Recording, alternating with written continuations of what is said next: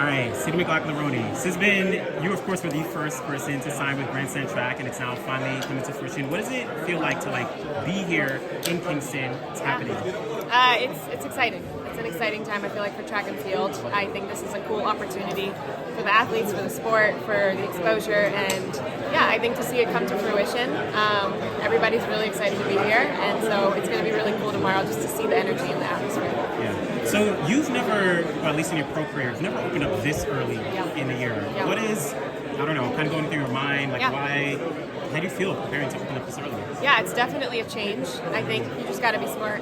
It's a long season, and obviously I know there's a lot of money on the line, and I want to compete well, but at the same time I want to be smart. And so for me, it's opening up, getting the races under my belt, walking away healthy.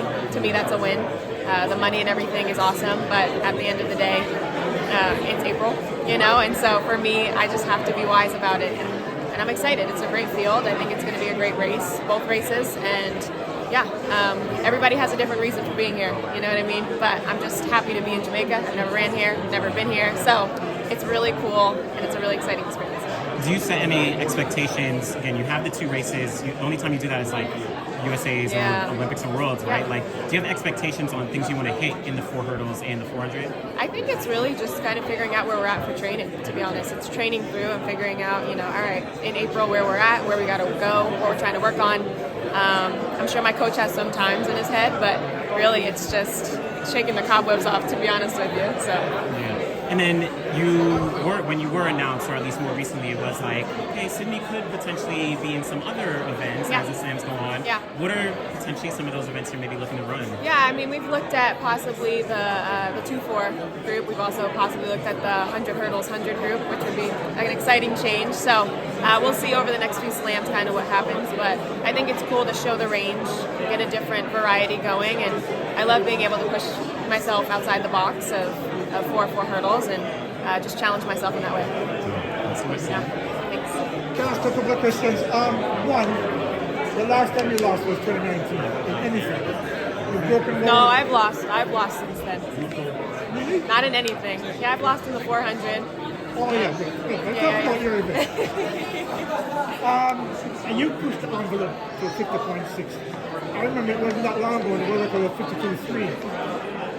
Where do you think the limit is for you? It's a wonderful question. I think only God knows the answer to that, to be honest. Yeah, I don't know. I can always look at a race and figure out things that I can do better. And even looking at the Olympics, there's always something you can do better. So I don't know where the limit is. I'm just going to keep trying to find it, to be honest. You have no weaknesses. You've run 22.0, you've run 48, you've run 50.6. What are your expectations tomorrow, for the weekend in terms of your performances? I think the only weakness could be injury. I think your best ability is availability, and that's being able to compete. And so I think for me, it's walking away healthy, getting 2 races under my belt, not worrying so much about all the tiny things because it is so early, and just opening up my season well. I just think people think I don't race the races they want me to run. I do race.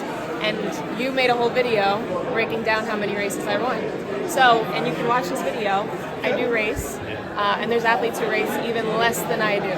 And I think the reality is I appreciate the sport for wanting me to be in the spotlight. But at the same time, as an athlete, for my health, for my mental health, for my physical health, I have to make decisions that people are not going to be okay with, and I have to be okay with that. And so I love being able to put the sport on display. I try to give the best performances I can whenever I step on the track, but you can't run a world record every time. And my body can't do that, my mind can't do that. And so I can run more races, they may not be fast times, but the reality is then people are going to be upset with me because they're not fast times. So it's a win. But you set that bar though, right? And I have to live with that. Yeah. And that's okay. And ultimately, I'm happy to be here. I'm happy to represent the sport. I try to do it to the best of my ability, but the reality is you can't please everybody.